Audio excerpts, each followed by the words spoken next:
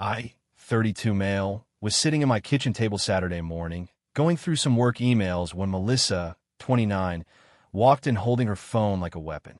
We've been together for about 18 months, living together for the last 6. We need to talk, she announced, pulling out the chair across from me with unnecessary force.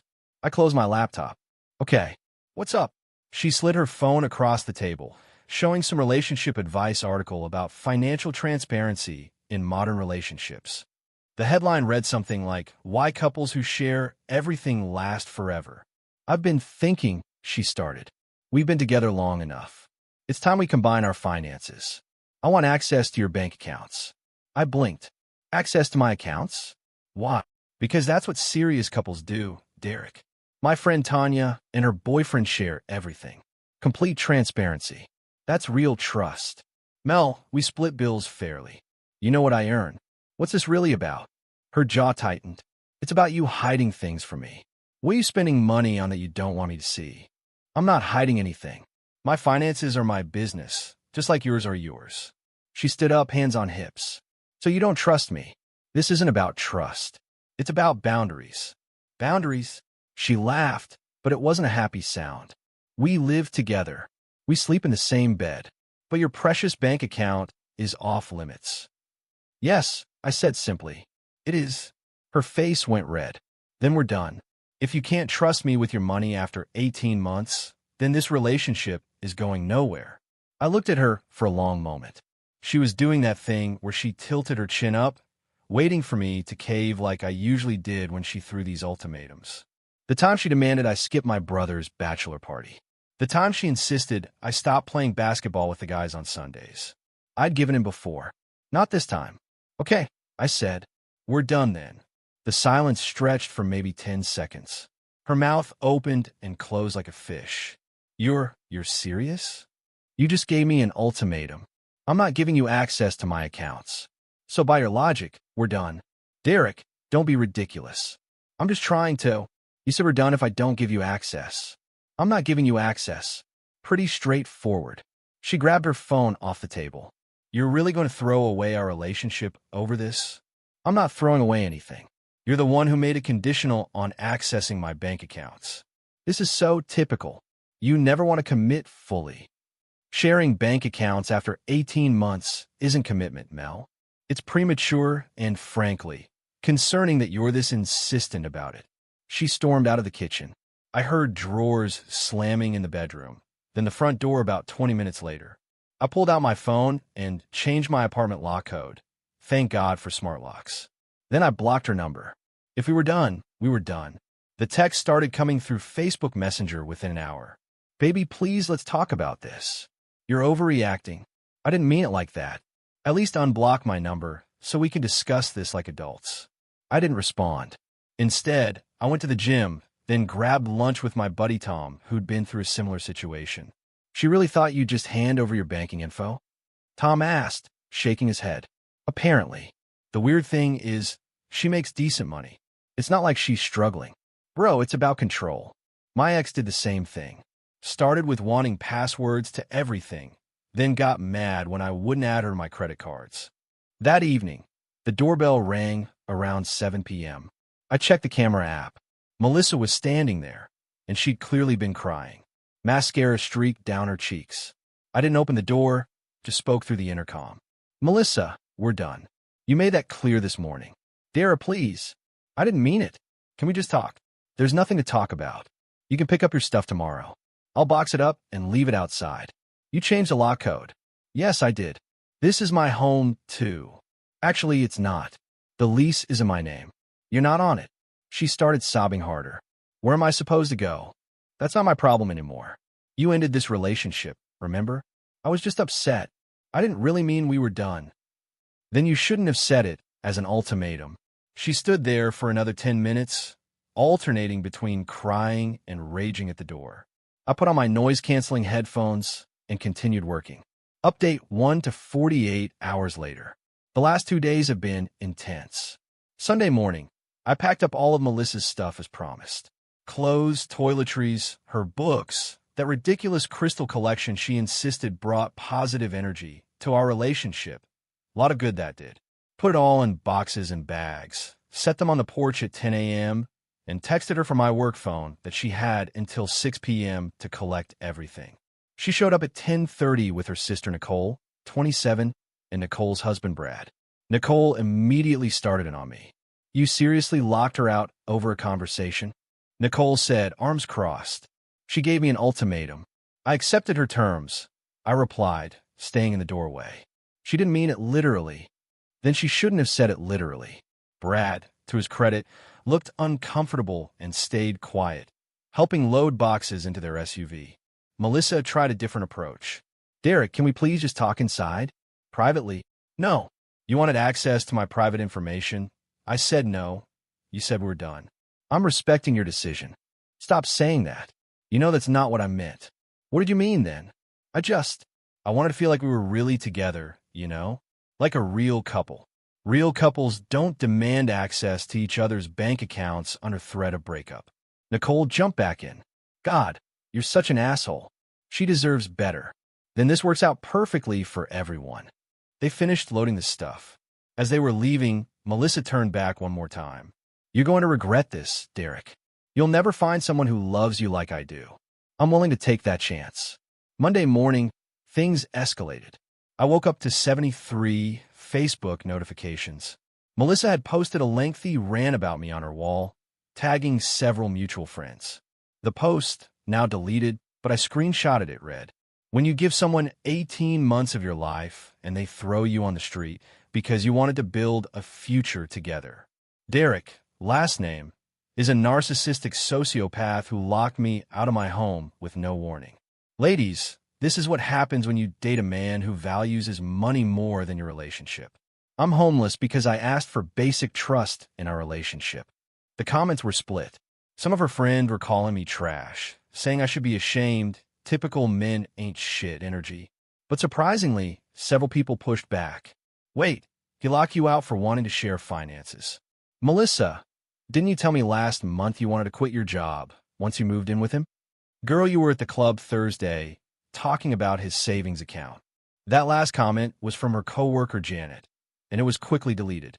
My phone started buzzing with texts from mutual friends asking for my side. I kept it simple. She demanded access to my bank accounts or we were done. I chose done. The apartment is mine, not on lease together. Then Monday afternoon, the real entertainment began. I got a call from my apartment complex office. Mr. Thompson, this is Sandra from the leasing office. We had a young woman here claiming she was illegally evicted from Unit 4B. That's my ex-girlfriend. She's never been on the lease. I can come show you documentation if needed. No need. We checked our records. Just wanted to make you aware. We've informed her she has no legal standing here. Around 6 p.m. Monday, her mom called me. I almost didn't answer, but figured I should hear this out. Derek, honey, what's going on? Melissa is hysterical. Hi, Mrs. Patterson. Melissa demanded access to my bank accounts and said we were done if I didn't comply. I didn't comply. Long pause.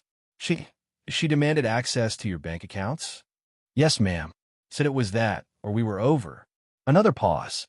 And you've only been dating 18 months? Yes, ma'am. I heard her sigh deeply. Derek, I'm sorry. That's not how I raised her. Though I have to ask, where is she staying? I don't know. She said we were done, so I respected that and asked her to collect her belongings. I see. Well, she'll land on her feet. She always does. The way she said that last part was interesting. Like this wasn't the first time. Update 2, 1 week later. So it's been a week since the give me your bank account or we're done ultimatum, and oh boy has it been a ride. First, the good news. I've had the most peaceful week in months. Didn't realize how much mental energy I was spending managing Melissa's moods until she was gone. Slept better, killed it at work, even started that woodworking project I've been putting off. Now for the drama, because apparently Melissa couldn't just take the L and move on. Wednesday last week, I got a Venmo request from her for $2,847. The note said, for my portion of rent, utilities, and emotional damages for illegal eviction. I declined it and blocked her on Venmo. Thursday, she tried Zelle. Same amount. Blocked. Friday, she had Nicole text me from her number. Melissa needs that money to get a new place. It's the least you can do after making her homeless. I replied, Melissa ended our relationship. She's not homeless. She has a job and family. Please don't contact me again. But Saturday was special. I was having coffee around 9 a.m. when I heard commotion in the hallway. Looked through the peephole to see Melissa with some guy I didn't recognize try to jimmy my door with a credit card like this was a 90s movie. I called out, "I have you on camera. Leave now or I'm calling the police." The guy jumped back. Melissa shouted, "I have rights. I lived here." "No, you don't. And you're on camera attempting to break in. You have 10 seconds to leave." The dude was already heading for the stairs. "Mel, I'm not getting arrested for this." She followed him, but not before yelling, "This isn't over." Narrator, it wasn't over. Sunday afternoon, my landlord called me. Not the office, the actual property owner, Mr. Garrison. "Derek, I've received a letter from someone claiming to be Melissa Patterson's attorney regarding an illegal eviction." My stomach dropped. "Mr. Garrison, she was never on the lease. She was a guest who stayed over regularly." "I know. I reviewed your file. But I need to ask, did she receive mail there? Did she have keys?" "She had the door code, which I changed when she ended the relationship. Some mail came there, yes." "Okay. Forward me any documentation about the relationship ending. Don't worry too much. She has no case, but I need to respond formally." I sent him the screenshots of her ultimatum text from Facebook Messenger, the post she made calling me a sociopath, everything. Monday morning, I got a call from a restricted number. Against my better judgment, I answered. "Mr. Thompson, this is James Wheeler from Wheeler & Associates. Regarding, I represent Ms. Patterson in the matter of her unlawful eviction from the residence at."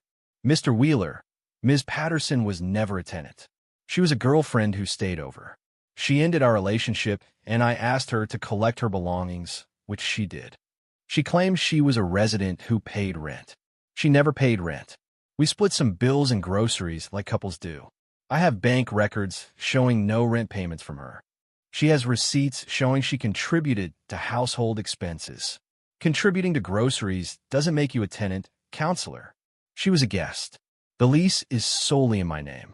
She ended the relationship with an ultimatum about accessing my bank accounts. I have that in writing." Pause. "Bank accounts?" "Yes. She demanded access to my personal bank accounts, or we were done."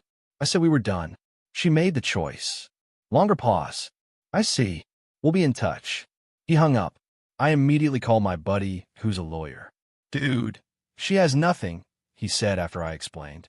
"She was a licensee at best, someone you allowed to stay there. When she ended the relationship, you revoked that license.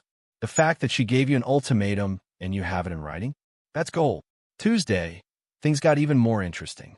Remember that comment from her coworker Janet about Melissa discussing my savings at the club? Well, Janet reached out to me directly on Instagram. "Hey, Derek, I know we don't really know each other, but I wanted you to know Melissa's been planning this for months. She kept talking about how once she got access to your accounts, she'd move money gradually to protect the relationship or something. Thought you should know in case she tries anything legal." I screenshotted that immediately and thanked Janet. Wednesday, yesterday, I got another call from lawyer James Wheeler. "Mr. Thompson, my client is willing to resolve this matter for $5,000. "Resolve what matter? There's no matter to resolve. The unlawful eviction suit she's prepared to file. Tell your client to pound sand." "Actually, wait. Are you even a real lawyer? What's your bar number?" Silence. "Then I'll have to get back to you." He hung up. I did some Googling. There is no Wheeler & Associates in our state. There is a James Wheeler. He's a personal trainer who happens to be Melissa's friend from Instagram. I called my actual lawyer friend back. "Yo, I think her lawyer is fake." "Are you serious? That's illegal as hell. Like, actually criminal. What should I do?" "File a police report for fraud and harassment." Now, so that's what I did yesterday afternoon. Gave them all the documentation, the recordings from my doorbell camera of the break-in attempt, the fake lawyer calls, everything. This morning, I woke up to 52 Instagram messages from Melissa on a new account since I'd blocked her main one. "Please just talk to me. I know James called you. That wasn't my idea, Nicole made me. I just need closure. You're being so cruel. I loved you. Why are you doing this to me? I'll apologize if that's what you want. Please, I'm struggling. My mom won't let me stay anymore. This is all your fault. The messages devolve from there into some pretty creative profanity. Block that account too. Final update, 3 weeks later. All right, this will be my last update because this story has officially concluded in the most bizarre way possible. So 2 weeks ago, the police followed up on my fraud complaint. Turns out James Wheeler, the fake lawyer, cracked immediately. When they showed up at his gym, admitted Melissa promised him $500 from the settlement to pretend to be a lawyer. He got charged with criminal impersonation and unauthorized practice of law. Melissa got charged with conspiracy to commit fraud. But here's where it gets wild. Last Monday, I'm at work when my phone starts blowing up. Co-workers texting me, "Dude, are you seeing this? And check Facebook now." Melissa had gone full nuclear. She'd started a GoFundMe titled, "Help me escape my abusive ex who made me homeless." The description was a masterpiece of fiction. According to her, I was financially abusive throughout our relationship. I isolated her from friends and family. I threw her onto the street with nothing. I hired people to stalk and harass her. She needed $10,000 to start over and get therapy for her trauma. She'd included photos of herself crying, some old pictures of us where she'd edited my face to look darker and more sinister. I'm not kidding. And even a photo of bruises that looked suspiciously like eyeshadow. Her goal was $10,000. She'd raised $127, all from her mom and Nicole. But remember Janet, her co-worker who'd warned me about her plan? Janet wasn't having it. She commented with screenshots of Melissa's old texts bragging about her plan to secure the bag by getting access to my accounts. Then she added screenshots from their group chat where Melissa said, and I quote, "Once I get his banking info, I'll know exactly how much I can take him for. He's got at least $40K saved, LOL. The GoFundMe was down within 3 hours. Tuesday, Melissa's mom called me again. "Derek, I need to apologize. I had no idea how far this had gone. It's not your fault, Mrs. Patterson. No, but this isn't her first time doing something like this. Her ex before you, Marcus, she did something similar. Demanded his credit card for emergencies, maxed it out, then claimed he was financially abusing her when he canceled it. Are you serious? I should have warned you when you started dating. I just hope she'd grown up. What happened with Marcus? He moved to another state to get away from her. She found his new address and sent packages to his workplace, claiming he owed her money. He finally got a restraining order. Jesus, I dodged a bullet. No, I dodged a whole firing squad. Thursday, I got served with actual legal papers. But not from Melissa, from her. She was suing me for defamation because I made her look bad to potential employers by filing a police report that became public record. My lawyer, my real one, laughed for a solid minute when I showed him. She's suing you for defamation over a police report about crimes she actually committed that are on camera? Apparently, this is going to be dismissed so fast. Countersue for harassment and legal fees. Friday was court day for her criminal charges.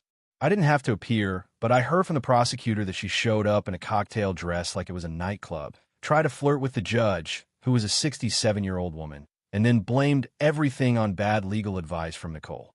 She got 40 hours of community service and 6 months probation for the fraud conspiracy. James, the fake lawyer, got 100 hours and a year probation, plus fines. And then, yesterday happened. I'm at the grocery store, minding my business in the produce section, when I hear, "Derek." I turn around. It's not Melissa. It's a woman I've never seen before. "Yeah, I'm Rebecca. I just want to say thank you." "Thank you for what?" "I was dating someone Melissa tried to set me up with her friend James." "Yeah, the fake lawyer. When I Googled him, I found all the news articles about what they did to you. You saved me from getting involved with these people." We chatted for a bit. She seemed nice. We grabbed coffee. She's a data analyst, loves hiking, has a golden retriever named Chunk. We're having dinner tomorrow. Meanwhile, according to mutual friends, Melissa is now living with her mom, working part-time at a mall kiosk selling phone cases, and telling everyone she's taking a break from dating to focus on herself. She apparently tried to start another GoFundMe for legal expenses from wrongful prosecution, but GoFundMe banned her from the platform. Nicole and her husband Brad are getting divorced. Apparently, this whole situation made Brad realize Nicole was just as toxic as her sister. He reached out to apologize for not speaking up that day, said he knew it was wrong, but was trying to keep the peace. I told him no hard feelings, we've all been there. The defamation lawsuit was dismissed yesterday. My countersuit is moving forward. My lawyer says she'll likely owe me around $3,000 to $4,000 in legal fees when this is done. The funny thing? All she had to do was accept that I wasn't giving her access to my bank accounts. That's it. If she just said, okay, I understand, and either accepted it or broken up normally, none of this would have happened. But she had to make an ultimatum, had to try to force control, had to escalate when she didn't get her way. And now she's got a criminal record, owes me legal fees, lost her job. Yet her company found out about the fraud charges and let her go, and is living with her disappointed mother at 29 years old. Meanwhile, I still have my apartment, my savings account that she never got to touch, my job, my peace of mind, and potentially a date with someone who seems genuinely normal. Moral of the story? When someone shows you who they are with an ultimatum, believe them. And when they demand access to your bank accounts after 18 months of dating, run. Don't walk. Run. Oh, and always have doorbell cameras. Those things are worth their weight in gold. Thanks for following along on this wild ride, everyone. I'm going to go enjoy my drama-free life now. Victory hand.